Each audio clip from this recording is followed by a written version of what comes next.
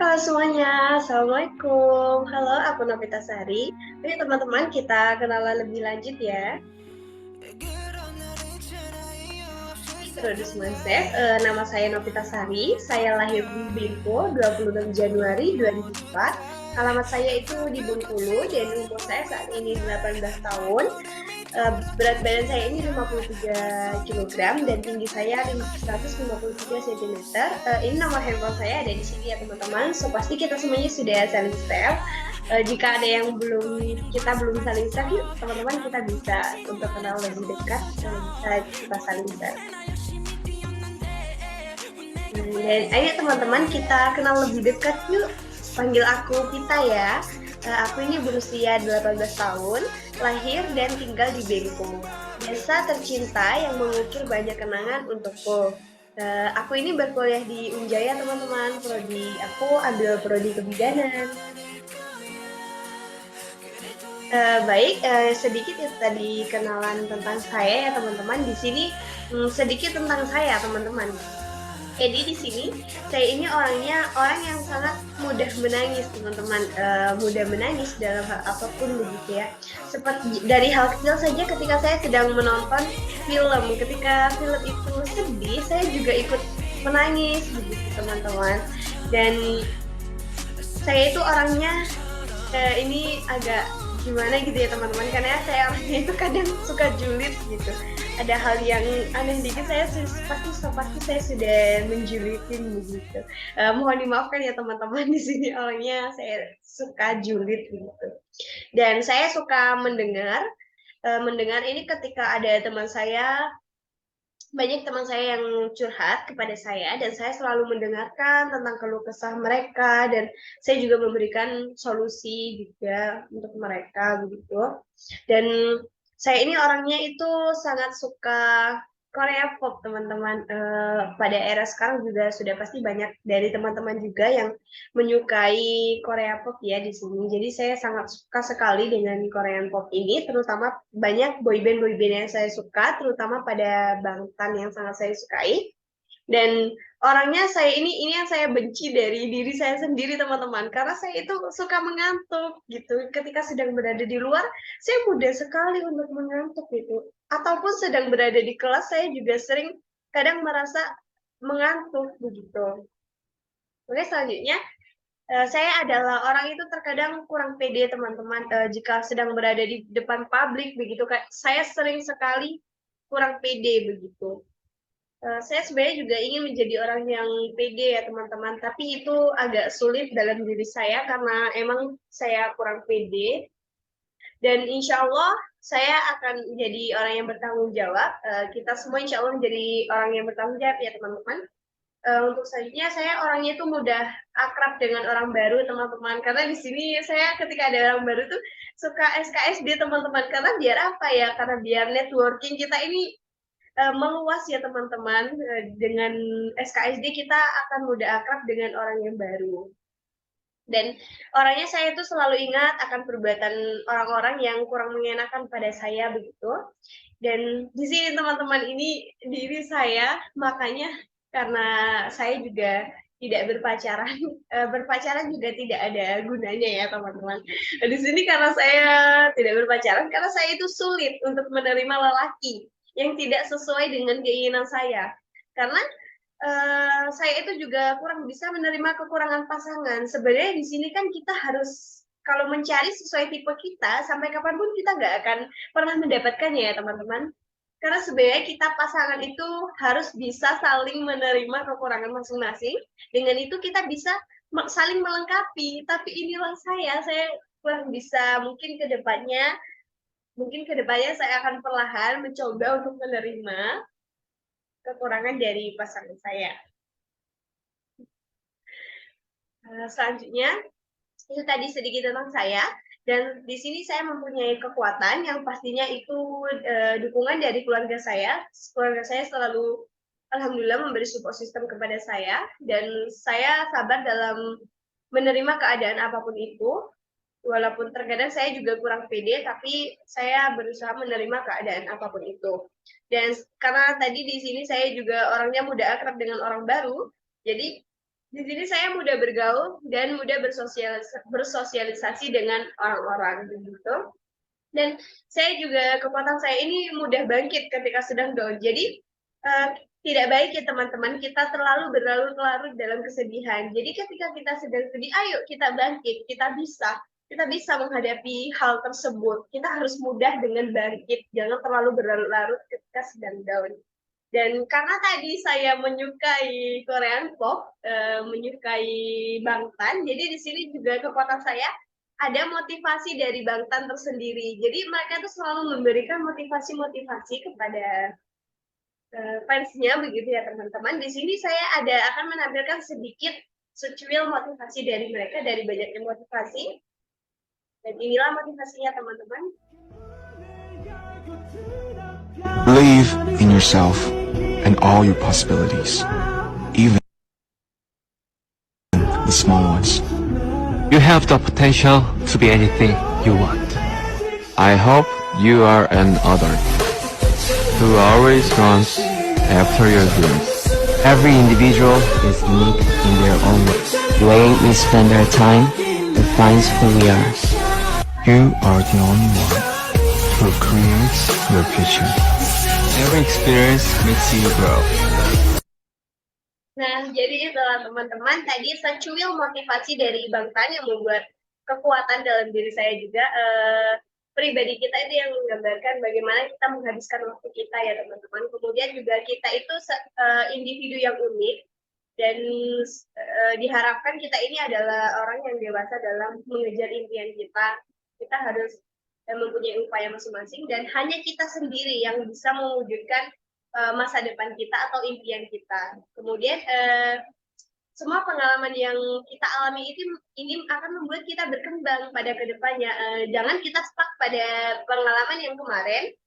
Dengan kita mempunyai pengalaman yang kemarin, untuk kedepannya kita jadi saya tuh harus memperbaiki begini loh, harus selalu upgrade diri begitu ya teman-teman. Nah, itulah motivasi dari Bang Tan. Dari kekuatan saya, teman-teman, saya orangnya juga tidak selalu mempunyai kekuatan ya, teman-teman. Di sisi lain, saya juga mempunyai kelemahan dalam diri saya. Jadi di sini saya tuh tidak banyak memiliki pengalaman, teman-teman. Dan saya itu juga suka lupa waktu dalam hal kecil saya saja ketika saya sedang bermain bersama teman saya di luar begitu ya. Oh, nanti jam segini saya harus mengerjakan sesuatu. Tapi karena saya keasikan mengobrol, keasikan bermain bersama teman saya, jadi sehingga saya tuh kadang suka lupa waktu. Ya ampun, ternyata udah jam segini, seharusnya tadi saya harus ngapain ya jam segini, kok saya bisa kelupaan gitu.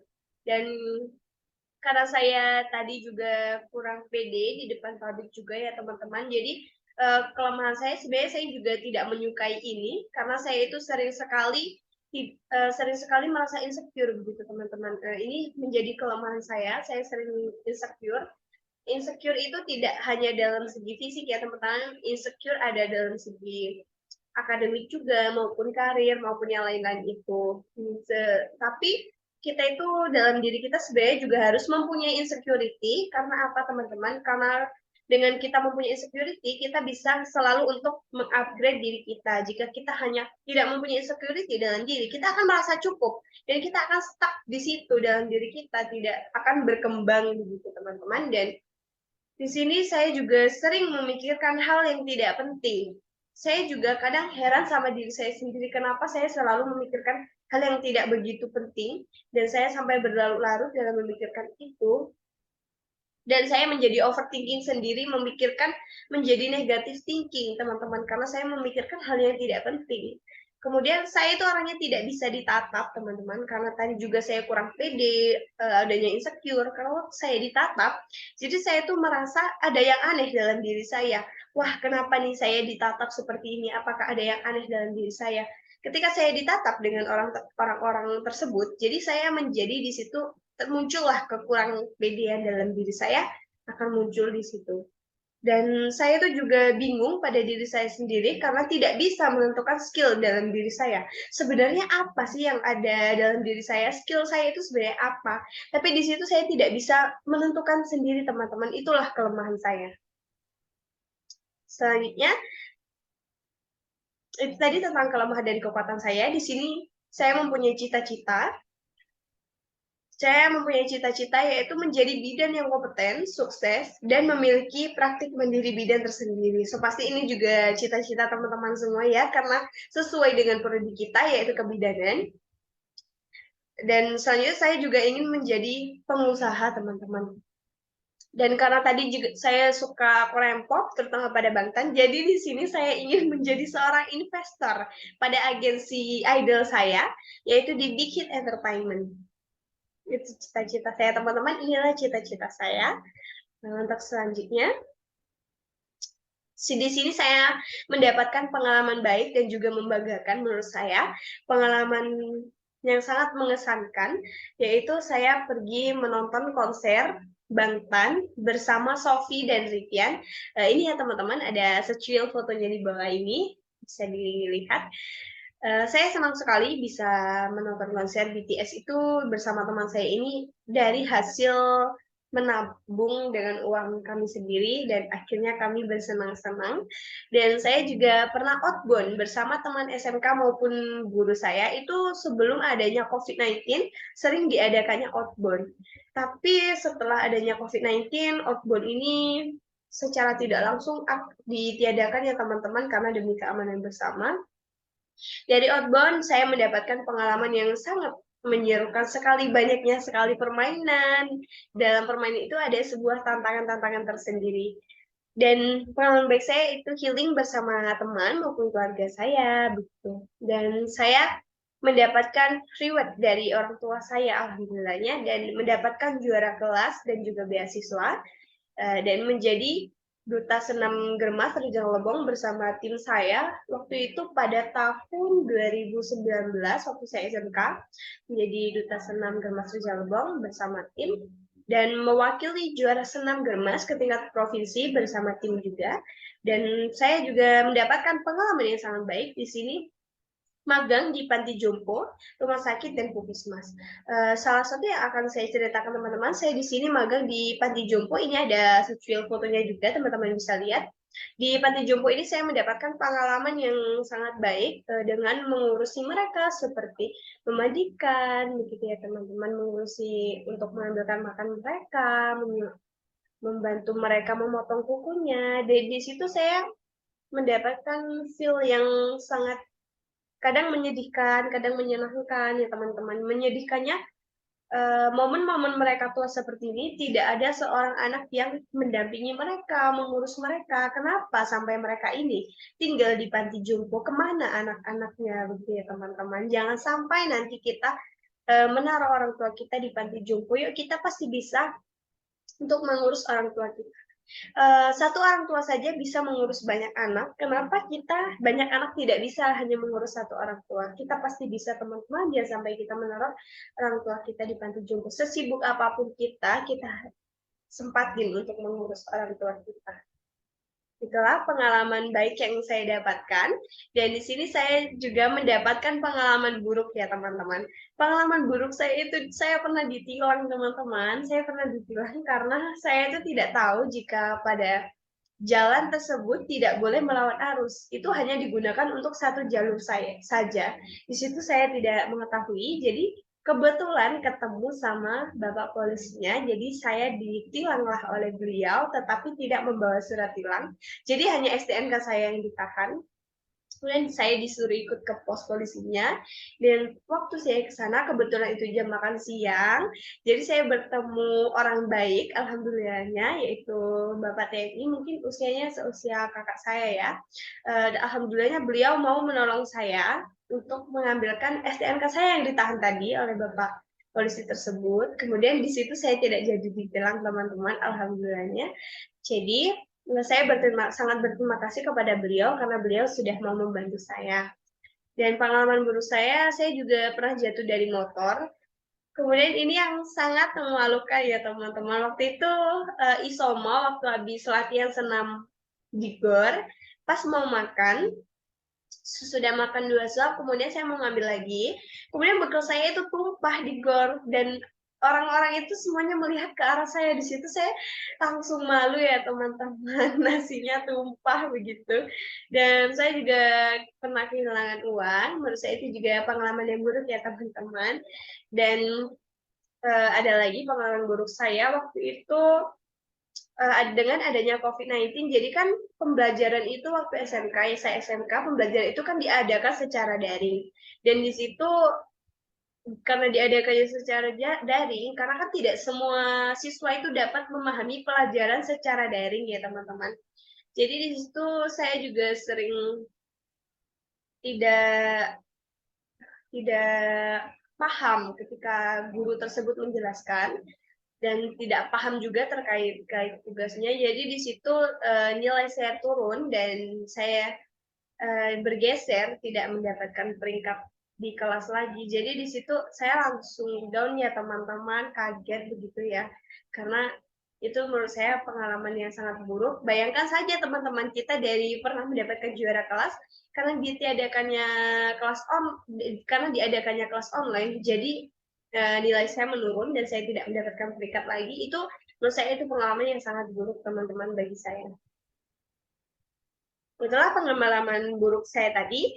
Di sini ada hasil skor personality test saya. Yang pertama ada tipe ekstrovert. Total skor saya itu ada 12, kategori saya rata-rata.